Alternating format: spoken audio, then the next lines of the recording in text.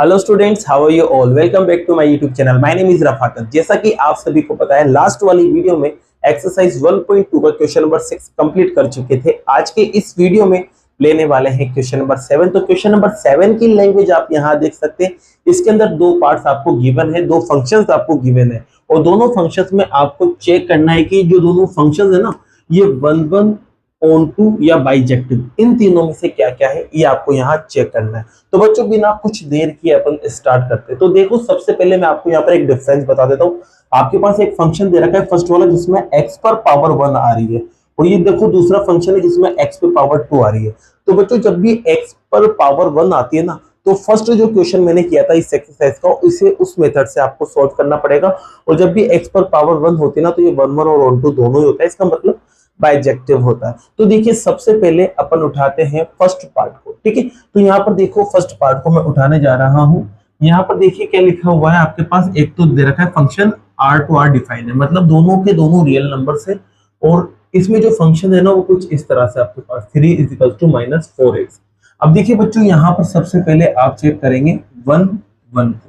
तो 1 1 का कंडीशन आपको पता होगा बच्चों कि आपको डिस्टिंक्ट एलिमेंट लेना पड़ते हैं, और वो किस में से लेना पड़ते हैं, डोमेन में से।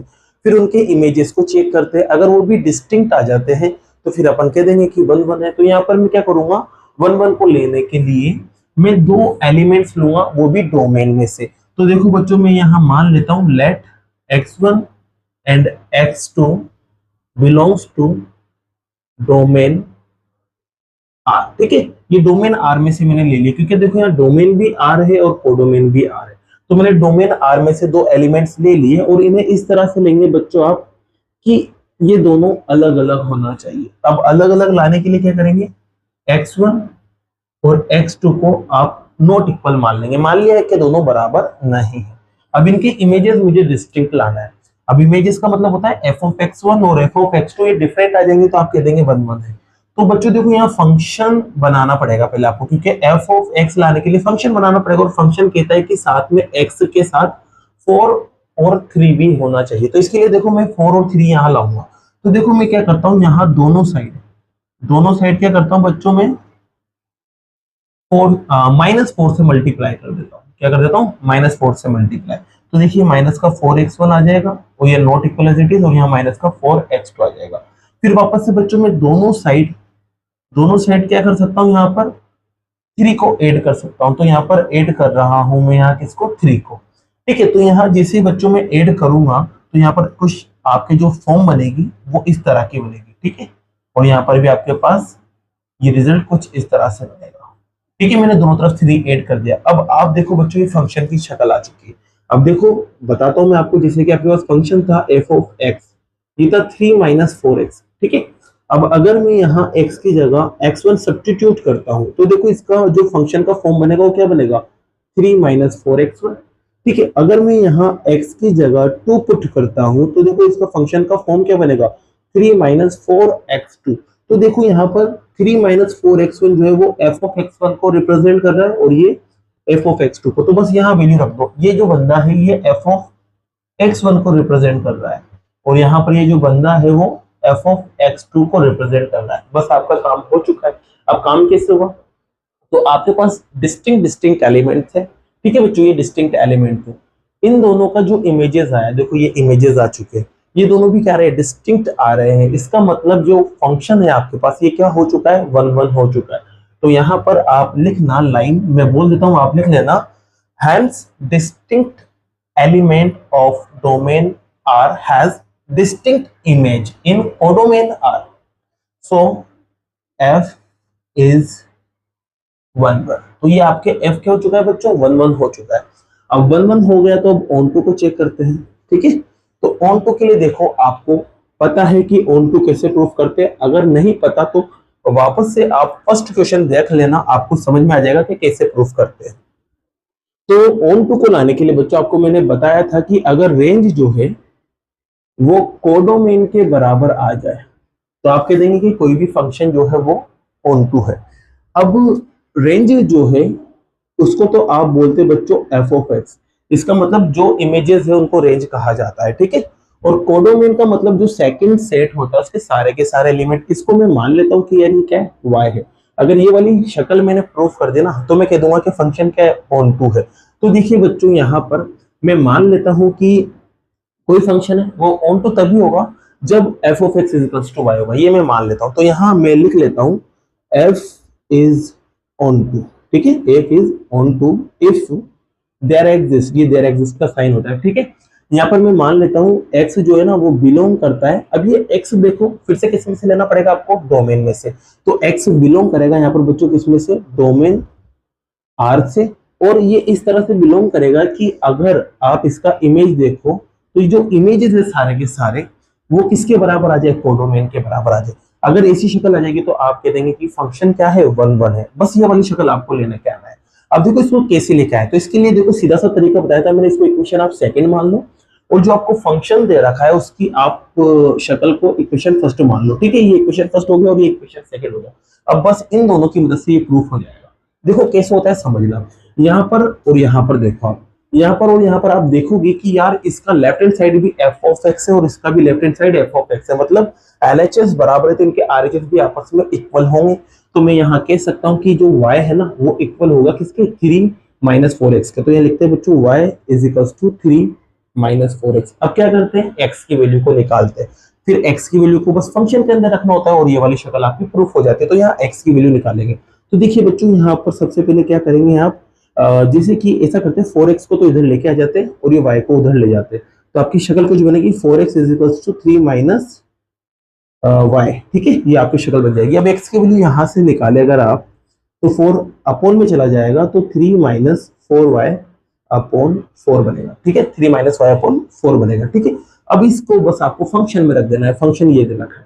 तो देखो यहाँ फंक्शन में रखते हैं मतलब इक्वेशन फर्स्ट में रखते हैं, तो बाय इक्वेशन फर्स्ट, तो वैल्यू रखते हैं इक्वेशन फर्स्ट के अंदर। तो यहाँ पर आप देखेंगे बच्चों जो आपके पास फंक्शन था एफ ऑफ एक्स की जगह आप क्या रखोगे, एक्स की जगह आप रखोगे 3 माइनस वाई अपॉन 4 और ऐसे ही आगे जाएंगे। तो यहाँ 3 तो as it is, minus as it is, 4 as it is. अब x की जगह फिर से क्या रख देंगे, 3 माइनस वाई अपॉन 4।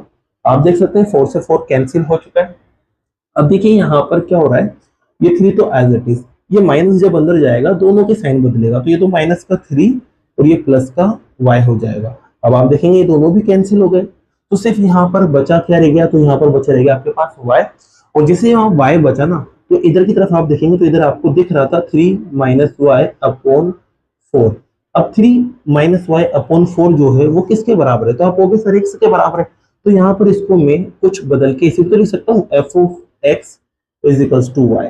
तो आप देख सकते हैं F of X is equals to Y आ चुका है, मतलब रेंज जो है वो कोडोमेन के बराबर आ चुकी है। जब रेंज और कोडोमेन बराबर आ जाते हैं तो जो फंक्शन है आपके पास वो क्या हो जाता है बच्चों, ऑन टू जाता है। तो आप कह देंगे एफ आपके पास क्या आ चुका है, ऑन टू आ चुका है।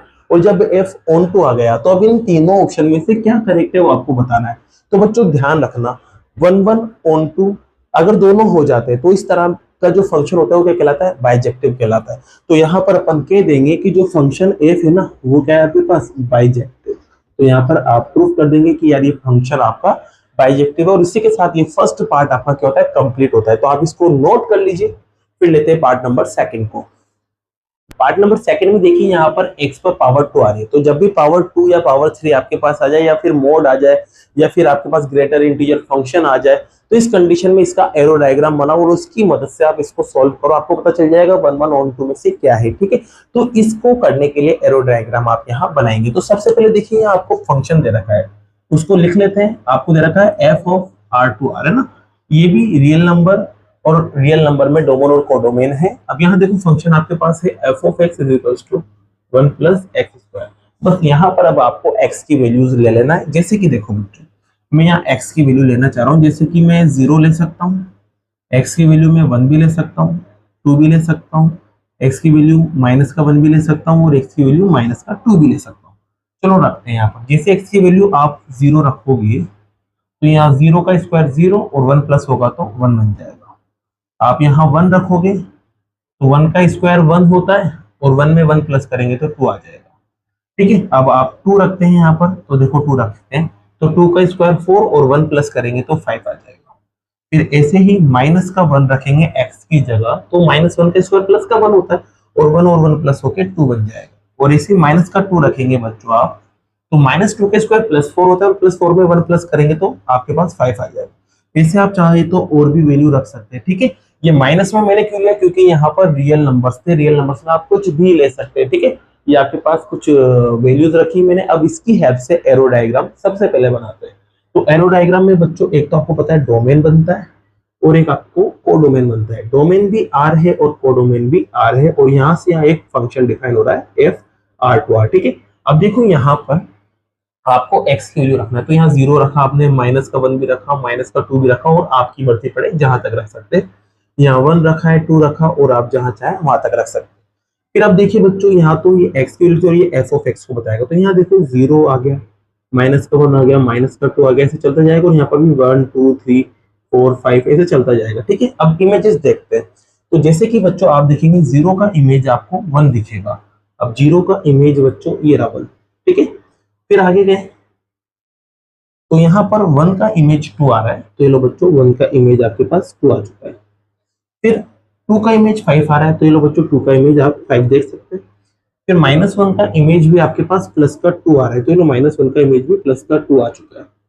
फिर ऐसे गए तो -2 का इमेज प्लस का 5 आ रहा है, तो ये लो -2 का इमेज +5। तो आपके एरो डायग्राम कंप्लीट हो चुका है। अब एरो डायग्राम कंप्लीट हो गया, तो अब आपको देखना है कि ये 1 1 और ऑन 2 में से क्या क्या है। तो देखिए बच्चों 1 1 की कंडीशन ये होती है कि यहाँ पर अगर डिफरेंट एलिमेंट्स है ना, तो उनके इमेजेस भी डिफरेंट होना चाहिए, लेकिन यहाँ ऐसा नहीं हो रहा है। अब ऐसा क्यों नहीं हो रहा है, तो आप देखेंगे 1 और -1 दोनों के दोनों डिफरेंट थे। आप देख सकते हैं 1 और -1 दोनों डिफरेंट होते हैं। अब इनके इमेजेस देखो, इनके इमेजेस सेम ही आ रहे हैं, और वो आ रहे हैं 2, ठीक है।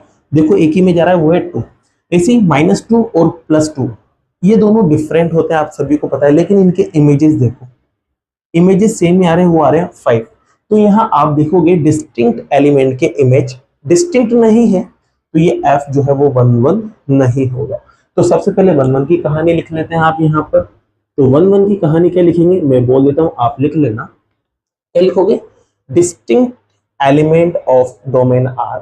लिखते जाओ बच्चों, distinct element of domain R has not distinct image in codomain R, ठीक है, has not distinct image in codomain R, so F is not 1 1, ठीक है। तो ये 1 1 नहीं हुआ।